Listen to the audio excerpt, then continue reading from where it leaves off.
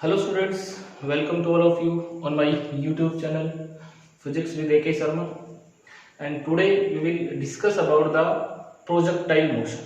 ठीक है बेटा, आज का जो हमारा लेक्चर होगा वो प्रोजेक्टाइल मोशन के ऊपर होगा. ठीक है, तो प्रोजेक्टाइल मोशन क्या होता है उसको हम स्टार्ट करते हैं. तो आज का लेक्चर हम लिखते हैं projectile motion. Projectile motion, projectile motion. ठीक है बेटा, तो प्रोजेक्टाइल मोशन क्या होता है?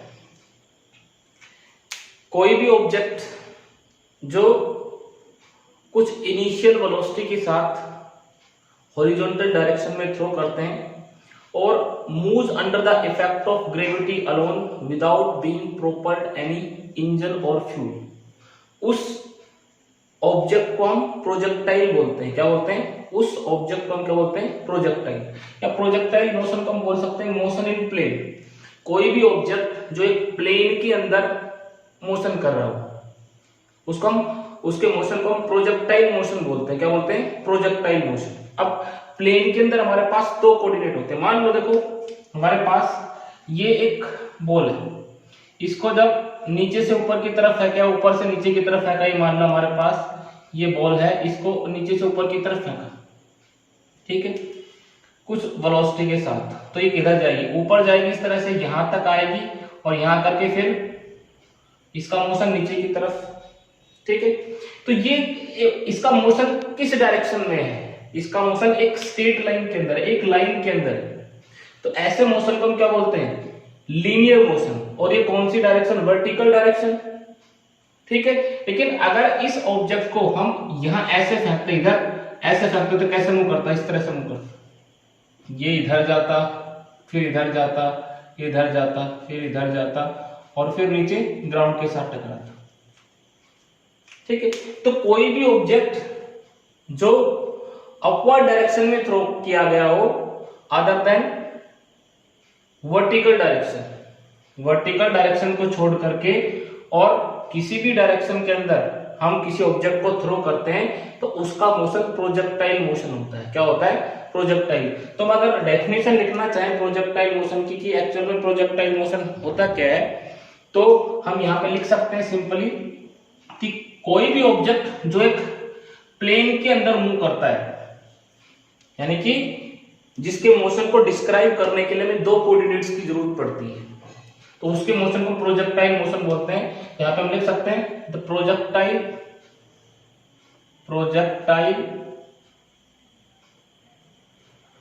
Is the name given to a body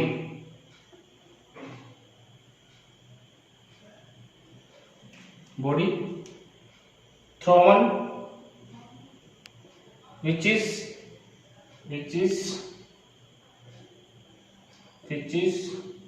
thrown with some initial horizontal velocity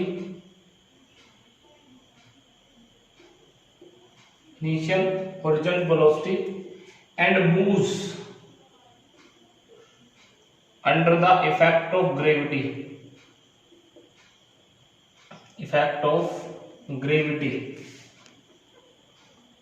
alone without being propelled any engine और फ्यूल.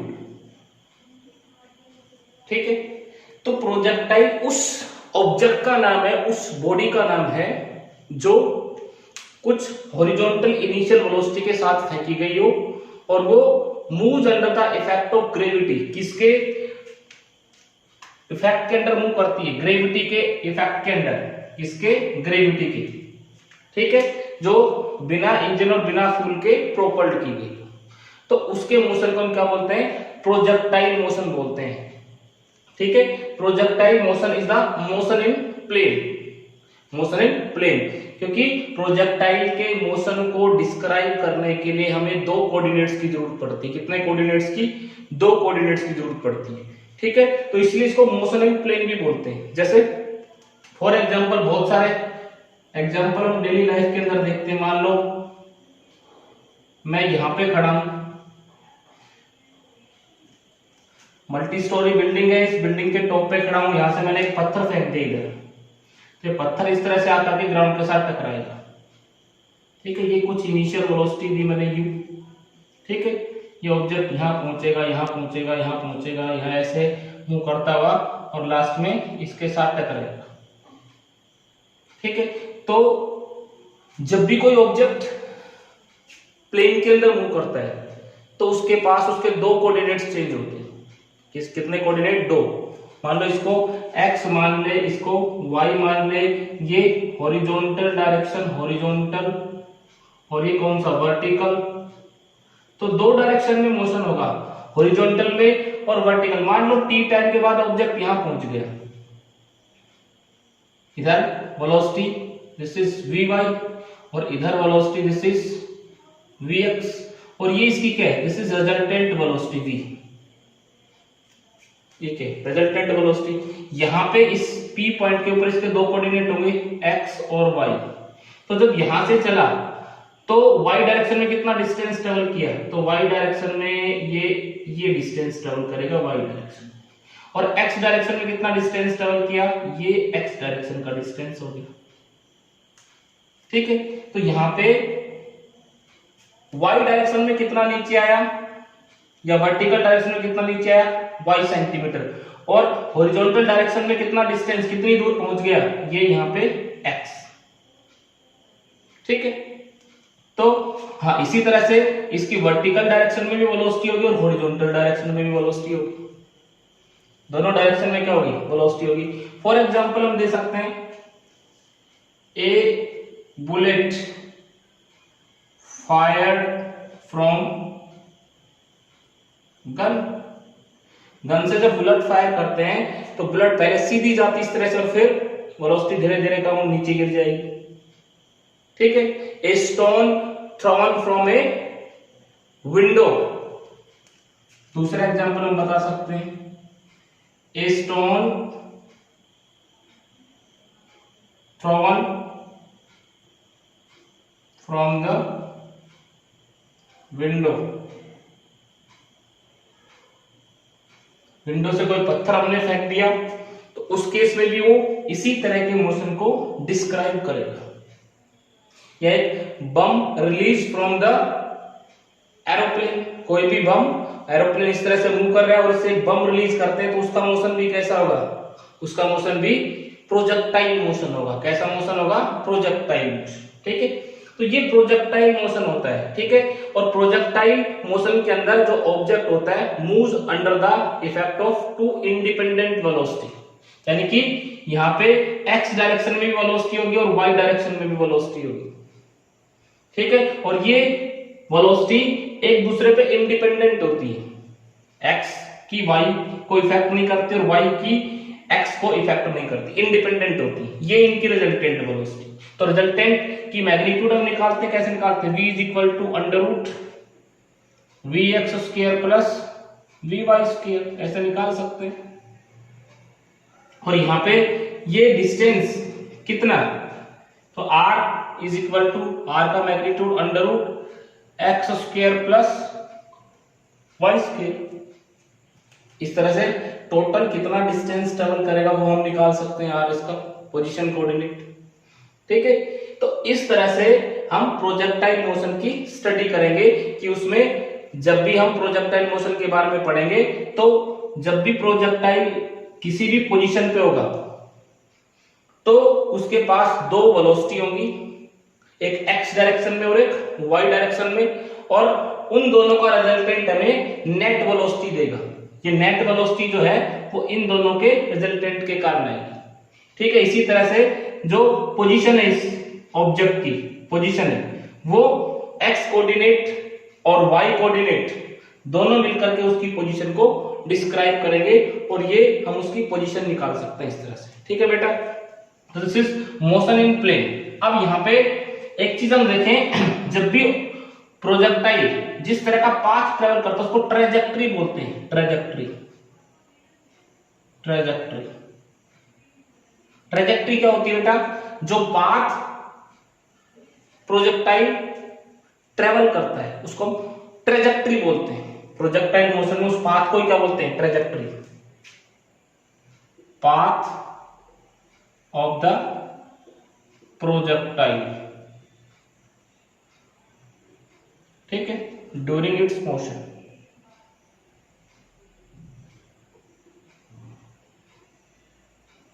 ठीक, तो ये प्रोजेक्टाइल मोशन हो गया।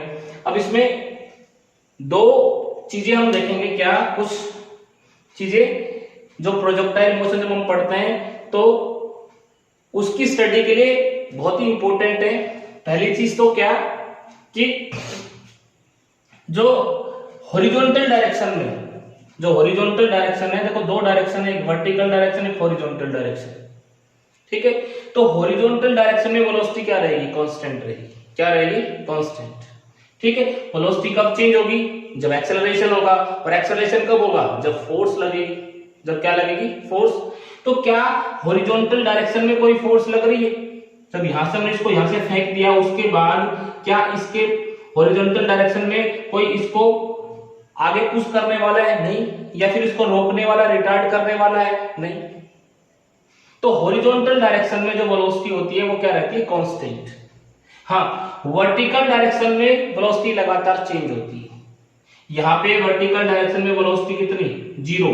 और जैसे जैसे नीचे आएगा बढ़ती जाएगी, बढ़ती जाएगी, बढ़ती जाएगी। क्यों बढ़ेगी वर्टिकल डायरेक्शन में? वर्टिकल डायरेक्शन में वेलोसिटी क्यों बढ़ेगी? क्योंकि वर्टिकल डायरेक्शन में वेलोसिटी बढ़ रही है तो एक्सेलरेशन हो रहा है, एक्सेलरेशन हो रहा है तो कहीं ना कहीं से कोई फोर्स भी लग रहा है।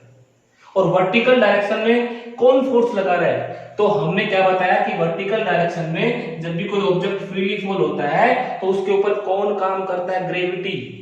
और ग्रेविटी क्या होती है? Gravity is the force exerted by the earth on a object towards its center। Earth her object को अपने सेंटर की तरफ खींचता है और उस फोर्स को हम क्या बोलते हैं? ग्रेविटी। क्या बोलते हैं? ग्रेविटी। तो ग्रेविटी ऑलवेज किधर काम करती है? सेंटर ऑफ अर्थ की तरफ। तो मतलब जब ये ऑब्जेक्ट ऐसे मूव करेगा तो ग्रेविटी इसको किधर खींचेगी? नीचे की तरफ।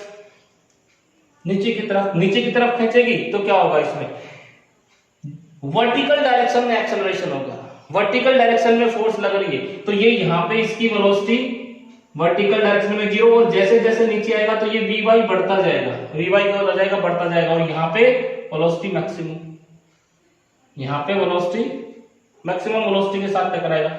लेकिन हॉरिजॉन्टल डायरेक्शन में वेलोसिटी चेंज नहीं होगी।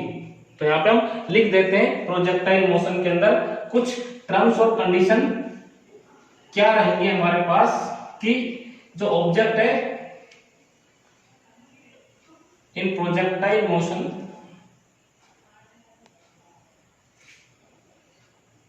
इन projectile motion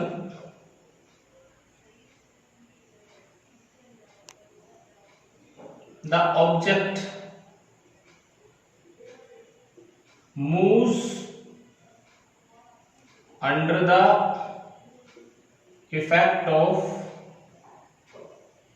two perpendicular velocities।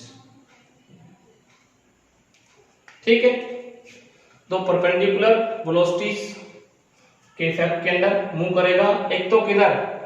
Horizontal direction में, और एक किधर? वर्टिकल डायरेक्शन में। तो यहां पर हम लिखेंगे in horizontal direction the velocity of the projectile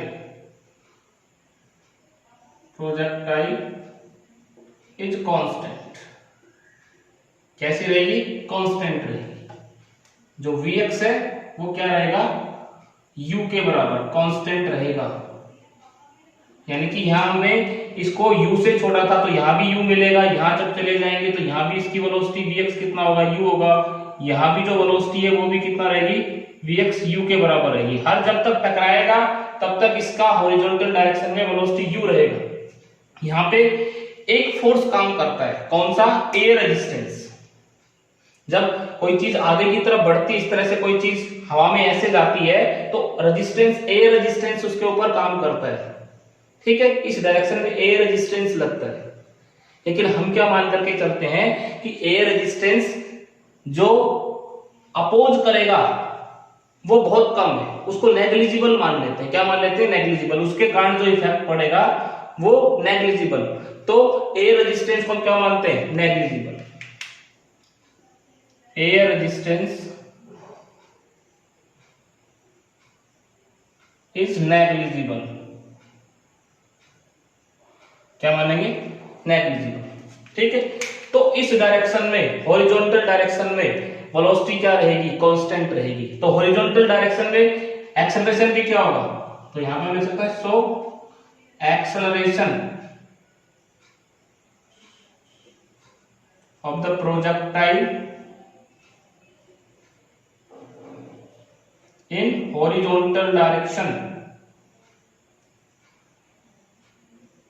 is 0, यानी कि ax जो आएगा वो क्या आएगा? 0 आएगा।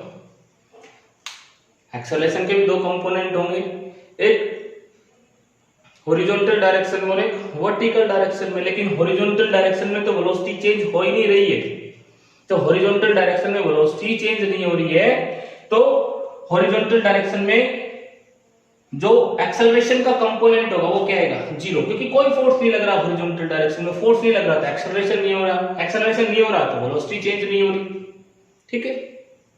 तो ये दो चीजें, हॉरिजॉन्टल डायरेक्शन में वेलोसिटी क्या रहेगी? कांस्टेंट रहेगी थ्रू आउट द मोशन, और एक्सेलरेशन क्या रहेगा? 0। अब बात हम करते हैं वर्टिकल डायरेक्शन की। किसकी बात करते हैं? वर्टिकल डायरेक्शन की। तो वर्टिकल डायरेक्शन में देखो बेटा, वर्टिकल डायरेक्शन के अंदर, इन वर्टिकल डायरेक्शन, तो वर्टिकल डायरेक्शन में कौन काम करता है? Acceleration due to gravity, gravity काम करती है in vertical direction. Vertical direction the velocity of the projectile, यानी कि vertical component, vertical component of velocity. Velocity कौन सा वर्टिकल कंपोनेंट बेटा? V Y. भाई इस डायरेक्शन में वेलोसिटी का कंपोनेंट कौन सा है? We Y. इस डायरेक्शन में कौन सा है? V X. तो वर्टिकल डायरेक्शन में जो कंपोनेंट है वी वाई वो लगातार चेंज होगा। In vertical direction of the velocity of the projectile continuously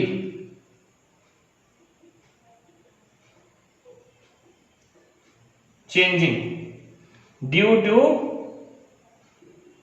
acceleration due to gravity. कौन काम कर रहा है वर्टिकल डायरेक्शन में? जी।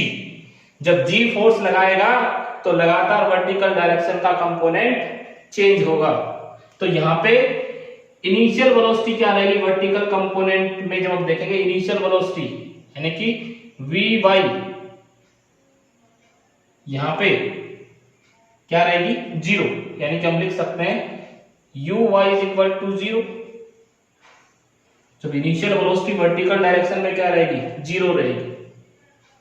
क्या रहेगी? 0, क्योंकि यहाँ 0 से स्टार्ट वर्टिकल डायरेक्शन में, यहाँ कोई वेलोसिटी वर्टिकल डायरेक्शन में नहीं, हमने तो हॉरिजॉन्टल डायरेक्शन में दी थी। हमने किधर फेंका पत्थर को? ऐसे करके किधर फेंका? हमने फेंका हॉरिजॉन्टल डायरेक्शन में 20 मीटर पर सेकंड से। उसके बाद ग्रेविटी ने काम करना स्टार्ट किया, वो फिर नीचे आता है धीरे धीरे। पहले यहां था, यहां 0 वर्टिकल, यहां नीचे आया थोड़ा सा, फिर नीचे आया, फिर नीचे बढ़ता जाएगा और यहां पे मैक्सिमम वेलोसिटी के साथ टकराएगा, ठीक है। So acceleration in vertical direction is constant. Vertical direction में एक्सेलरेशन क्या होगा? कांस्टेंट होगा, और वो किसके बराबर होगा? ए वाई इज इक्वल टू जी, ठीक है। ए वाई इज इक्वल टू किसके बराबर होगा? जी के बराबर होगा, क्योंकि वर्टिकल डायरेक्शन में कौन काम कर रहा है? ग्रेविटी के कारण जो एक्सेलरेशन होता है उसको हम बोलते हैं एक्सेलरेशन ड्यू टू ग्रेविटी, और जी की वैल्यू क्या होती है 9.8 मीटर पर second square near the surface of earth. जब यूनिट नंबर 6 में हम चलेंगे ग्रेविटेशन के अंदर तो हम डिटेल में बताएंगे कि जी की value near the surface of earth कितनी होती है, और ये एक्सेलरेशन ग्रेविटी के कारण होता है क्योंकि अर्थ हर ऑब्जेक्ट को अपने सेंटर की तरफ खींचती है, तो उसके कारण ये एक्सेलरेशन होता है, और ये एक्सेलरेशन की कांस्टेंट वैल्यू होती है 9.8 मीटर पर सेकंड स्क्वायर। ठीक है, तो ये हमारे पास प्रोजेक्टाइल मोशन जब हम स्टडी करेंगे तो ये चीजें उसके अंदर अप्लाई करेंगे, ये सारी चीजें हम उसके अंदर अप्लाई करेंगे। तो अब हम डिफरेंट जो फीचर्स है प्रोजेक्टाइल मोशंस के उसके बारे में हम स्टडी करते हैं। देखो, तो पहले हम निकालते हैं equation of path. Equation of path, equation of path क्या होती है कि ये किस तरह का पाथ डिस्क्राइब करेगा, स्ट्रेट लाइन होगा, पैराबोलिक होगा, सर्कुलर होगा, तो वो हम एक इक्वेशन उसके लिए निकालेंगे। तो इक्वेशन किस तरह की आएगी, तो यहां पे हम 2-3 चीजें बेटा लिख लेते हैं। इससे पहला जो लेक्चर मैंने करवाया है उसके अंदर आप लोग देखेंगे कि कौन सी इक्वेशन कब लगानी है वो मैंने बता रखा है। तो देखो यहाँ पे मैं लिख भी देता हूं स्टार्टिंग में, यहाँ पे हम लिख लेते हैं, यहाँ पे इस कॉर्नर पे लिख लेते हैं हम कि एक्स डायरेक्शन में जो डिस्प्लेसमेंट निकालेंगे तो कितना ux t plus 1/2 ax t square, ये हॉरिजॉन्टल डायरेक्शन में डिस्प्लेसमेंट। भाई यहां पे जब पहुंचा तो x कितना, तो हम इस फॉर्मूले से निकालेंगे। ठीक है, y डायरेक्शन में क्या uy t plus 1/2 ay t square, vertical direction में डिस्प्लेसमेंट। भाई ये वर्टिकल डायरेक्शन में कितना डिस्प्लेसमेंट ट्रेवल किया इसने, तो उसके लिए इक्वेशन। ठीक है, तीसरा देखो vx निकालेंगे तो u प्लस at होता है axt, एक ये इक्वेशन आ जाएगी। और इसी तरह से जब vy निकालेंगे वर्टिकल डायरेक्शन में वेलोसिटी निकालेंगे तो हमारे पास uy plus ay into t, ये वर्टिकल डायरेक्शन का कंपोनेंट आ जाएगा। तो ये 4 इक्वेशन हम इसके अंदर यूज करेंगे। तो अब ये ध्यान रखेंगे इसके अंदर जब हमें x की वैल्यू निकालनी है, जब हॉरिजॉन्टल मोशन की बात करेंगे तो ये कंपोनेंट निकालने के लिए ये इक्वेशन लगाएंगे, और जो वर्टिकल डायरेक्शन की बात करेंगे तो ये कंपोनेंट लगाएंगे, ये y कंपोनेंट के लिए ये इक्वेशन अप्लाई करेंगे। हॉरिजॉन्टल डायरेक्शन में वेलोसिटी निकालेंगे तो ये इक्वेशन अप्लाई करेंगे, और वर्टिकल डायरेक्शन में वेलोसिटी निकालेंगे तो ये इक्वेशन अप्लाई करेंगे। ठीक है बेटा, अब देखो हम इसको स्टार्ट करते हैं। इक्वेशन ऑफ पाथ सबसे पहले निकालते हैं equation of path. Equation of path, अब देखो मान लो ये कोई पॉइंट है P और t टाइम में प्रोजेक्टाइल P पॉइंट पे पहुंच गया। Let at any time projectile at point P, और P के कोऑर्डिनेट क्या है x y। ठीक है, किसी भी टाइम मान लो यहां से हमने स्लोप पाथ को स्टार्ट किया, यहां पे t इज इक्वल टू 0 था, यहां पे t टाइम t हो गया। तो यहां जब पहुंचा तो x कितना हुआ, so apply equation of motion in horizontal direction. Horizontal direction, equation of motion लगाओ बेटा हॉरिजॉन्टल डायरेक्शन में। तो equation of motion horizontal direction में ये है हमारे पास x is equal to uxt plus 1/2 axt square, ये इक्वेशन है। अब देखो जो रूल्स हमने पढ़े थे प्रोजेक्टाइल मोशन के लिए, हमने क्या कहा था कि हॉरिजॉन्टल डायरेक्शन में ux हमेशा क्या रहेगा, इनिशियल वेलोसिटी क्या रहेगी, कांस्टेंट u। भाई मान लो प्रोजेक्टाइल को किसके साथ थ्रो किया, u इनिशियल वेलोसिटी के साथ थ्रो किया तो ux कितना u, ax कितना ax इज इक्वल टू 0, क्योंकि u तो क्या है कांस्टेंट है, यहां भी u, यहां भी u, यहां भी u, यहां भी u, सब जगह क्या रहेगी कांस्टेंट रहेगी। तो हॉरिजॉन्टल डायरेक्शन में जो कंपोनेंट है एक्सेलरेशन का वो क्या आएगा 0 आएगा, ये हमने 0 पुट कर दिया। अब देखो नेक्स्ट इक्वेशन में पुट करो तो x कितना आ गया, x is equal to 0 into sorry u into T, time कितना था t प्लस 1/2, ये 0 और ये t स्क्वायर, ये टर्म क्या हो जाएगी 0, तो x कितना आ गया बेटा, x हमारे पास आ गया ut, और यहां से टाइम हम निकाल सकते हैं, यहां से यहां तक पहुंचने में कितना टाइम लगा, तो t is equal to x upon u, equation number first मान सकते हैं, इक्वेशन फर्स्ट मान लिया इसको। अब देखो वर्टिकल डायरेक्शन का मोशन लेते हैं, इसी टाइम में वर्टिकल डायरेक्शन में कितना डिस्प्लेसमेंट होगा, taking motion in vertical direction, तो लगाओ इक्वेशन, तो वर्टिकल डायरेक्शन के लिए ये है, ये किसके लिए हॉरिजॉन्टल डायरेक्शन के लिए, ये किसके लिए वर्टिकल डायरेक्शन के लिए, v डायरेक्शन के लिए, ये h डायरेक्शन के लिए। तो लगाओ इसमें इक्वेशन, इसमें इक्वेशन लगाएंगे तो y is equal to uyt plus 1/2 ay t square, simply लगा सकते हैं, बता रखा है तुम्हें। तो यहां से देखो बेटा, अब जो रूल हमने लिखे थे उनको फॉलो करते हैं। वर्टिकल डायरेक्शन में इनिशियल वेलोसिटी क्या होती है 0, तो यहाँ 0 होगा, यहाँ तो वर्टिकल डायरेक्शन में थ्रो किया था हमने, उसके बाद जो ग्रेविटी काम करता है, जैसे आगे बढ़ेगा तो ग्रेविटी अपना काम स्टार्ट और इसको नीचे खींचेगा, फोर्स लगाएगा, एक्सेलरेशन होगा, वेलोसिटी चेंज होगी, तो वेलोसिटी बढ़ेगी उसके बाद, तो uy कितना 0 और ay किसके बराबर g के बराबर, क्योंकि एक्सेलरेशन किसके बराबर होगा, एक्सेलरेशन ड्यू टू ग्रेविटी के बराबर। रख दो value y is equal to 0 into T plus 1/2 gt square, ये इक्वेशन आ गई हमारे पास। Put the value of t, put the value of t from equation first, equation first से t की वैल्यू पुट कर दो, तो y इज इक्वल टू कितना आ जाएगा, y is equal to 1/2 g t की x square upon u square. और ये जो इक्वेशन होती है बेटा, ये इक्वेशन होती है पैराबोला की। अगर मैथमेटिक्स में तुमने पढ़ा हो पैराबोला की इक्वेशन क्या होती है, तो यहां पे देखो g और u कांस्टेंट है, g और u 1/2 g u कांस्टेंट है, तो y is equal to kx square होती है, y is equal to kx square, ठीक है।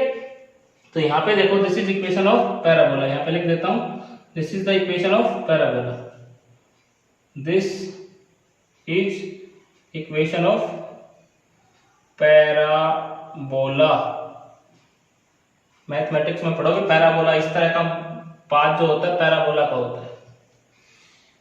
जैसे स्ट्रेट लाइन के लिए इक्वेशन तो आप लोगों ने पढ़ी हुई, स्ट्रेट लाइन क्या होती है, y is equal to mx plus c, ये होती है स्ट्रेट लाइन की इक्वेशन होती है। इसी तरह से किसकी होती है, पैराबोला की इक्वेशन होती है, किसकी वैल्यू इक्वेशन होती है पैराबोला की। जैसे सर्कल की इक्वेशन होती है, तो इसका पाथ कैसा होगा, प्रोजेक्टाइल का पैराबोलिक होगा।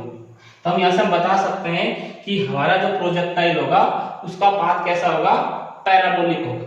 कैसा पाथ होगा बेटा, पैराबोलिक, क्योंकि इक्वेशन हमने यहाँ पे निकाल दी, और इक्वेशन किसके लिए होती है, पैराबोला के लिए। तो जब भी प्रोजेक्टाइल मोशन की बात हम करेंगे तो उसकी ट्रेजेक्टरी जो होगी वो पैराबोलिक होगी। कैसी होगी, पैराबोलिक, ठीक है। अब देखो नेक्स्ट जो चीज आती है, this is time of flight, आप इसको नोट कर सकते हो, ठीक है। तो मैं इसको मिटा रहा हूं, हम बात करते हैं टाइम ऑफ फ्लाइट की।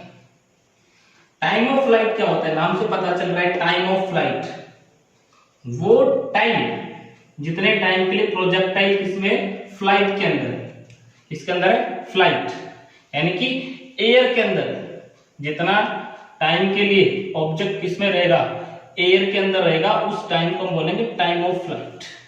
यहां पे देखो बेटा, यहां पे लिखते हैं time of flight, time of flight. यहां पे देखो बेटा,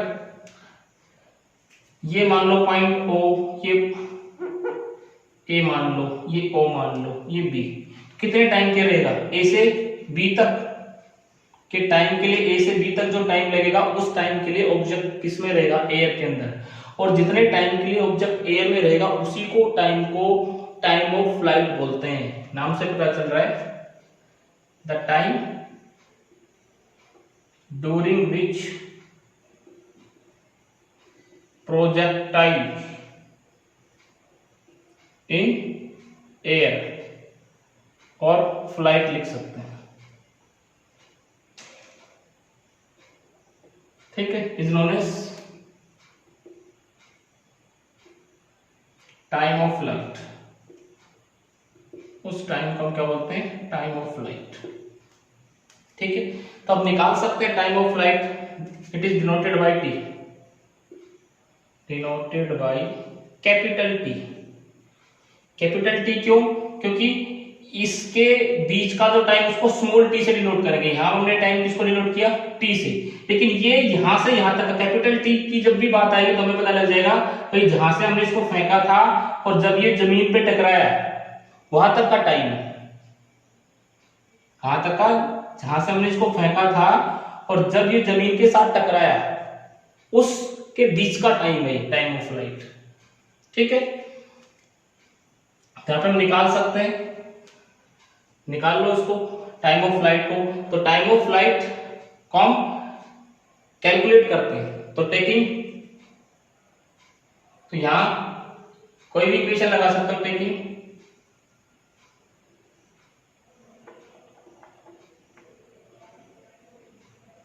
motion in vertical direction, motion low vertical direction, vertical direction में मान लो ये यहां से यहां तक की हाइट कितनी, h, जब ये यहां से यहां आकर के टकराया तो वर्टिकल डायरेक्शन में कितना डिस्टेंस ट्रेवल किया, h, और हॉरिजॉन्टल डायरेक्शन में दिस इज r, ठीक है। तो यहां पे लगाओ equation y is equal to uyt plus 1/2 ayt square. अब यहां पे देखो जब ये यहां से आकर के यहां टकराएगा तो वर्टिकल डायरेक्शन में कितना डिस्टेंस हो जाएगा इसका, h के बराबर हो जाएगा, किसके बराबर हो जाएगा, h के बराबर। तो y is equal to h, uy is equal to vertical direction में इनिशियल वेलोसिटी 0 और ay किसके बराबर, g के बराबर। ये सारी वैल्यू ऊपर रखेंगे तो h is equal to 0 into T plus 1/2 g, और इसको कैपिटल T लिख दें, यहां से यहां तक का टाइम। तो यहां पे देखो h कितना आ गया, h is equal to 1/2 gt square. तो यहां पे हमें t निकालना है तो t कितना आ जाएगा, t is equal to this is 2h by g और इसका अंडर रूट। तो यहां से हम टाइम ऑफ फ्लाइट का फॉर्मूला आ गया, कितनी हाइट पे है हमारा प्रोजेक्टाइल, किस हाइट से फेंका गया है ग्राउंड से, और g की वैल्यू कितनी है। अगर ये दोनों वैल्यूज हमें पता है तो यहाँ पे हम क्या निकाल सकते हैं, टाइम ऑफ फ्लाइट निकाल सकते हैं। अब देखो ये तो टाइम ऑफ फ्लाइट आ गया, क्या आ गया, टाइम ऑफ फ्लाइट। अब इसमें निकालते हैं हॉरिजॉन्टल रेंज। रेंज क्या होती है, तो सबसे पहले हम देखते हैं हॉरिजॉन्टल रेंज की बात करें तो ये बेटा आप लोग उतार सकते हो, इसे नोट कर सकते हो, ठीक है। अब हम बात करते हैं हॉरिजॉन्टल रेंज की, ठीक है। तो ये time of flight I hope कि आपको समझ में आया होगा। हॉरिजॉन्टल रेंज, तो हॉरिजॉन्टल रेंज क्या होती है बेटा, रेंज, हम बात करें रेंज, रेंज को R से डिनोट करते हैं, कैपिटल R। तो रेंज का मतलब क्या होता है कि वर्टिकल डायरेक्शन में टाइम ऑफ फ्लाइट के अंदर कितना, सॉरी हॉरिजॉन्टल डायरेक्शन में प्रोजेक्टाइल x डायरेक्शन में कितना दूर जाकर के गिरेगा। जब ये जमीन से टकराएगा तो जहां से हमने फेंका था उसका और जहां पे ये टकरा रहा है वो डिस्टेंस कितना होगा, ये वाला डिस्टेंस ही, ठीक है भाई। y में तो इतना डिस्टेंस ट्रेवल कर लिया h के बराबर, तो y में अलग अलग पिस्टन की अलग अलग रेंज आती है भाई, कहां तक वो क्या कर सकता है, बुलेट को थ्रो कर सकता है। ठीक है, तो यहाँ पे हम रेंज, यहाँ पे देखो, तो रेंज की हम बात करें, the distance travelled by the projectile in horizontal direction during time of flight. भाई टाइम ऑफ फ्लाइट में यहां से यहां तक के टाइम में इस डायरेक्शन में कितनी दूर जाएगा, इस डायरेक्शन में कितनी दूर जाएगा, तो ये इस डायरेक्शन में तो लगा सकते हैं अपलाइन इक्वेशन ऑफ मोशन कौन से डायरेक्शन में, इन हॉरिजॉन्टल डायरेक्शन में लगाओ बेटा इक्वेशन ऑफ मोशन। तो हॉरिजॉन्टल डायरेक्शन में इक्वेशन ऑफ मोशन लगाएंगे तो हॉरिजॉन्टल डायरेक्शन के लिए फॉर्मूला हमारे पास, तो यहाँ पे x is equal to uxt plus 1/2 axt square, क्या है हमारे पास। अब यहां से देखो x कितना हो गया, x is equal to r, t is equal to capital T, ax कितना 0 और ux कितना, ux is equal to u। Horizontal direction में तो वेलोसिटी चेंज होती नहीं, एक्सेलरेशन 0, t किसके बराबर, टाइम ऑफ फ्लाइट के बराबर, और x किसके बराबर, r के बराबर। तो वैल्यूज रखेंगे तो r कितना आ जाएगा, so r is equal to ux, u multiply by capital T plus 1/2 0 और t स्क्वायर, तो ये तो 0 हो जाएगा। r is equal to u और t कितना था हमारा, t अभी निकाला था हमने, अंडर रूट 2h बाई जी, तो r कितना आ जाएगा, u रूट 2h बाई जी। तो हम इससे ये बता सकते हैं कि जो हमारा प्रोजेक्टाइल है कितनी दूर जाकर के गिरेगा, ये उसकी रेंज आ जाएगी। जैसे हम मिसाइल्स बनाते हैं और मिसाइल्स जो एरोप्लेन से, फाइटर जेट से छोड़ते हैं तो कितना दूर जाकर के गिरेगी, उसकी रेंज क्या होगी, वो इसी फॉर्मूले से कैलकुलेट की जाती है। ठीक है, तो रेंज मास पे डिपेंड नहीं करती है, किस पे डिपेंड नहीं करती, मास पे डिपेंड नहीं करती। टाइम ऑफ फ्लाइट भी मास पे डिपेंड नहीं करता, चाहे 1 किलो का और चाहे 50 किलो का प्रोजेक्टाइल या ऑब्जेक्ट थ्रो करो, उसके लिए रेंज भी सेम आएगी और टाइम ऑफ फ्लाइट भी क्या आएगा, सेम आएगा। ठीक है, तो ये रेंज का फॉर्मूला आ गया। अब रिजल्टेंट वेलोसिटी निकालते हैं, velocity of the projectile eight any time, velocity of the projectile eight any time.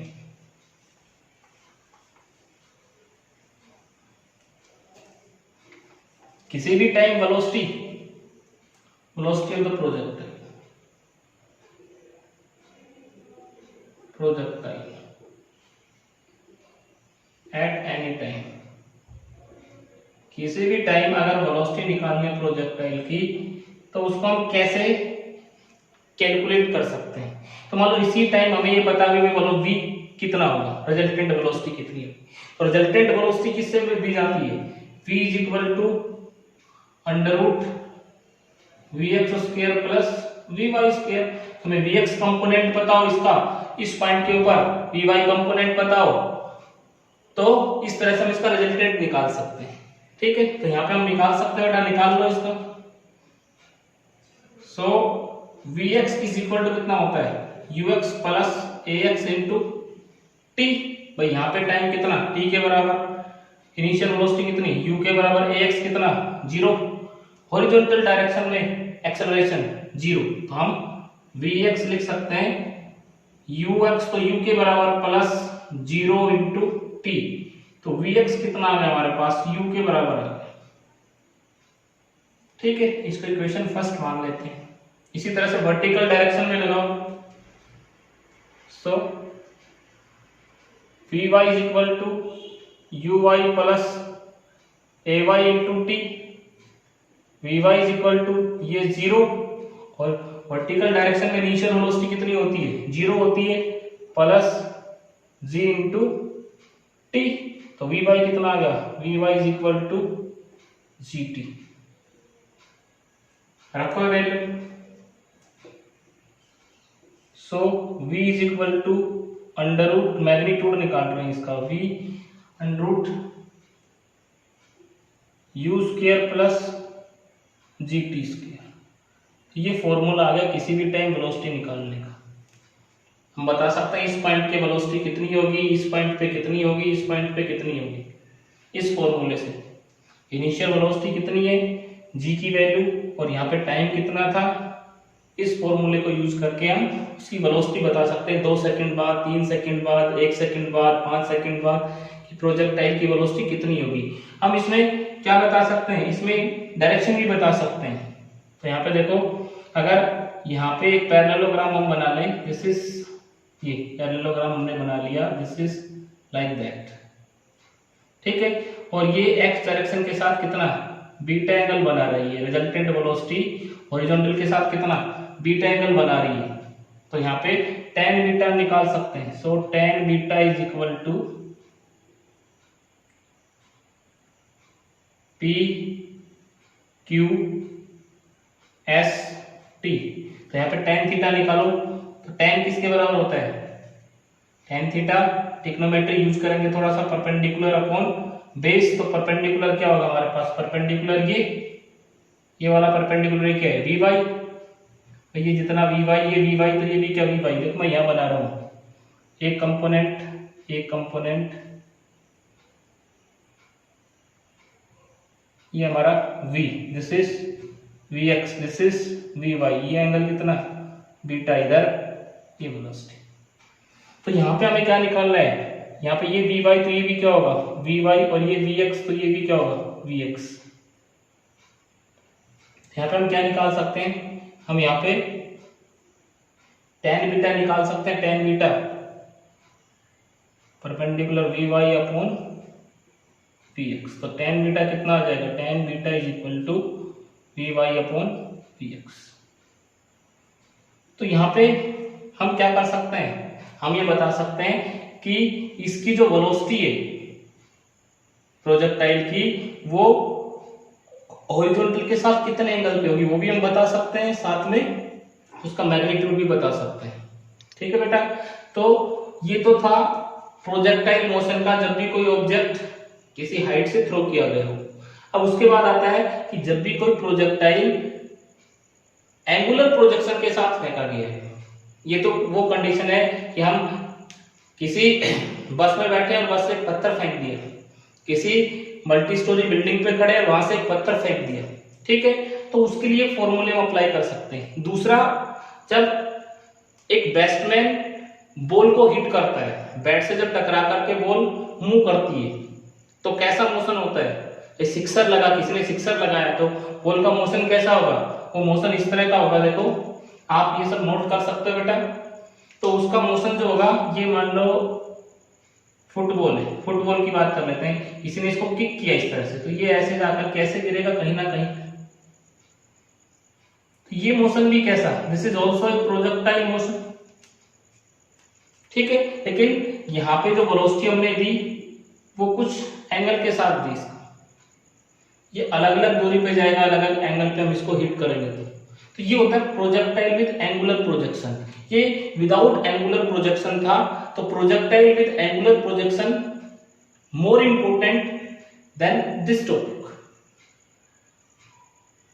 So in next video lecture we will discuss about the projectile with angular projection, projectile with angular projection। ऐसे cases जिसमें हम किसी football को kick करते हैं, किसी bat से ball को हिट करते हैं, जेवलिन थ्रो के अंदर क्या करते हैं, थ्रो करते हैं जेवलिन को, ठीक है। तो इस तरह के केसेस हम डिस्कस करेंगे कि कब वो सबसे ज्यादा दूर जाएगा, कितनी उसकी हाइट होगी मैक्सिमम, कितना टाइम ऑफ फ्लाइट होगा, तो हम नेक्स्ट वीडियो लेक्चर में डिस्कस करेंगे। आज के लिए बेटा इतना ही, थैंक यू।